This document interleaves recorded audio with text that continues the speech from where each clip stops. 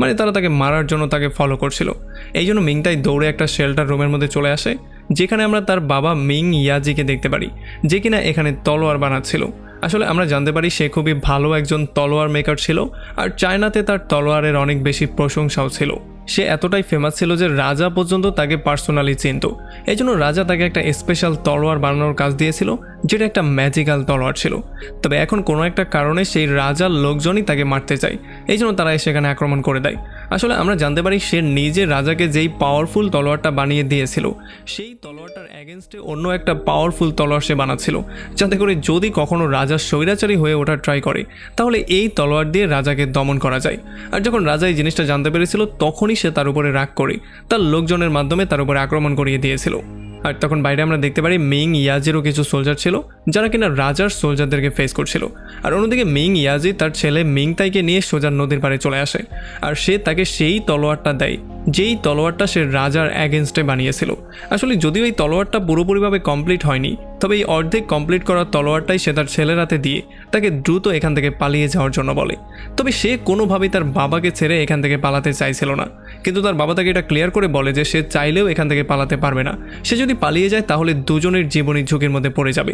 এই জন্য ফাইনালি সে তার ছেলের হাতে তলোয়ারটা দিয়ে তাকে ধাক্কা দিয়ে নদীর মধ্যে ফেলে দেয়।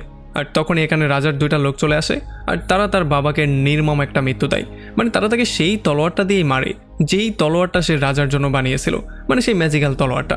আর দূর থেকে তার বাবার মৃত্যু দেখার পরে সে সেখান থেকে জোরে জোরে চিৎকার করা শুরু করে। যদিও রাগে তার মাথা প্রচণ্ড গরম হয়ে গিয়েছিল, তবে সে চাইলেও এখন কিছু করতে পারতো না। তো এখান থেকে গল্প শিফট হয়ে চলে আসে 20 বছর সামনে। আমরা এখানে দেখতে পারি মিংতিয়াইকে, যে কিনা এখন অনেকটাই বড় হয়ে গেছে। আর এখন সে তার দুইটা বন্ধু ডব্লিউ এবং জুকোর সঙ্গে সবসময় সময়গুলো পার করতো, মানে তারা তিনজন একসাথেই থাকতো। আসলে আমরা জানতে পারি মিংতিয়াং তার বন্ধুদেরকে নিয়ে ডাকাতের একটা গ্রুপ বানিয়েছে। এই জন্য তারা রাস্তা দিয়ে যারাই একা একা যেত তাদেরকেই লুট করে তাদের সমস্ত জিনিসপত্র নিয়ে নিত। তবে আজকে যখন সে একটা লোককে লুট করার জন্য তার তলোয়ারটা বের করে, তখন হঠাৎই সেই লোকটা তার তলোয়ারটা দেখার পরে আশ্চর্যজনিত হয়ে যায়। এই জন্য সে তার নিজের তলোয়ারটা বের করে কয়েক সেকেন্ডের মধ্যেই মিনতিয়াংয়ের পেছনে এসে তার গলায় তলোয়ারটা ধরে ফেলে। এইটা দেখার পরে তো মিনতিয়াং পুরোপুরি শক্ট হয়ে যায়। তবে পরবর্তীতে যখন সেই লোকটা তার কাছে তার নিজের তলোয়ারটা সম্পর্কে জিজ্ঞেস করে, তখন মিনতিয়াং এটার কোনো অ্যান্সারই দিতে পারছিল না। সে তাকে উল্টাপাল্টা কিছু একটা অ্যান্সার দিয়ে দেয়। তবে এই লোকটার এতে করে কিছু যাই আসে না।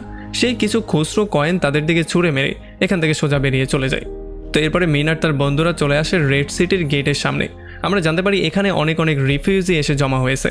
তবে মিন আর তার বন্ধুদেরকে দেখার পরেও গার্ডরা দরজা খোলার জন্য সম্পূর্ণ না করে দেয়। আর তখন এখানে সাদা কাপড় পরা একটা লোক চলে আসে। আমরা জানতে পারি সে আর অন্য কেউ ছিল না, সে ছিল এখানে রাজকুমার দুলিন। আসলে এখানে সে এসে হেডগার্ডের সঙ্গে